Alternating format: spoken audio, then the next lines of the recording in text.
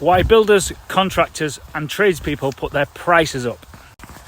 If you're a property investor operating in the refurbishment or conversion space of property investing, running projects, getting quotes from builders, and maybe at some point you've become frustrated with when starting your builders increasing their price once the project has started, or maybe even once they've after a quote's gone in and the price has gone up, don't really understand why. And this video, I'm going to explain why.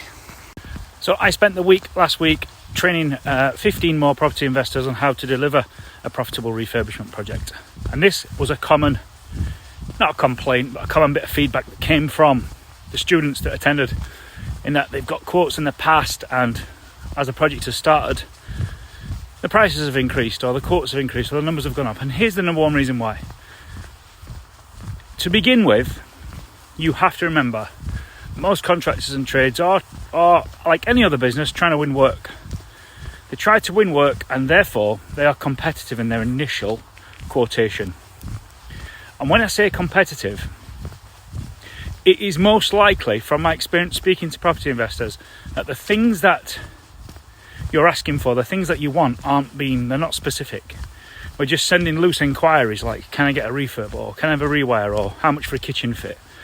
And then based upon that loose information, you have got people competing with one another, the contractors and tradesmen. They're competing with one another to win that work. And in order to do that, they are going to put in a price which is competitive with what they perceive to be the market rate. Now, as things unfold, or as a project develops, or as you start shopping or getting distracted by others, or maybe you saw someone on Instagram or a special offer in B&Q or whatever that might be, and it's at this point, after their initial quote has been put in, which was competitive, that you start really defining and specifying what it is that you want. We use kitchen fit as the example. So let's say that a kitchen fitter has gave you a price, I don't know, let's say he said it's 1,500 quid and I'll fit that kitchen. Now, when he did that, he was being competitive based on a bare minimum kitchen fit. He has to do this in order to win the work. This is not anyone hoodwinking anybody. This is what everybody does in this game. We've got to go in competitive to win work. Simple. But then what happens is a specification gets produced, or a kitchen design gets produced, and quartz worktops start appearing, and multiple appliances and double sinks.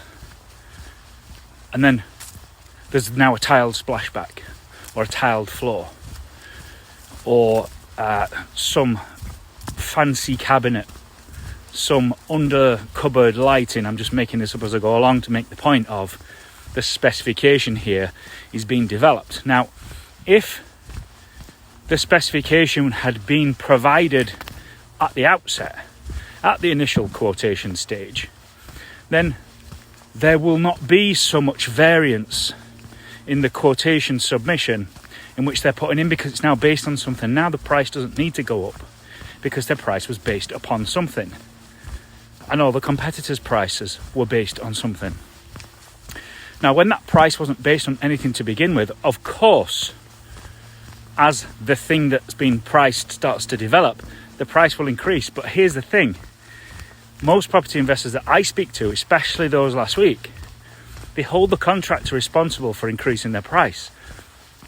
They've just got to do that. They've just got to increase their price as the workload increases, as the specification unfolds. What you must do is take a look at yourself and assess the information that you provided when the original quote was put in, because really and truly the quote hasn't increased. It was just not accurate to begin with. And then when the specification has been developed, the true price then unfolds. I hope that makes sense. If you want any more information on that 5-day training that those folks attended last week, just drop me a yay below. And in that training, you'll get access to, and you'll be trained upon, how to deliver a refurbishment project compliantly, efficiently, effectively, and amazingly. Have a great day.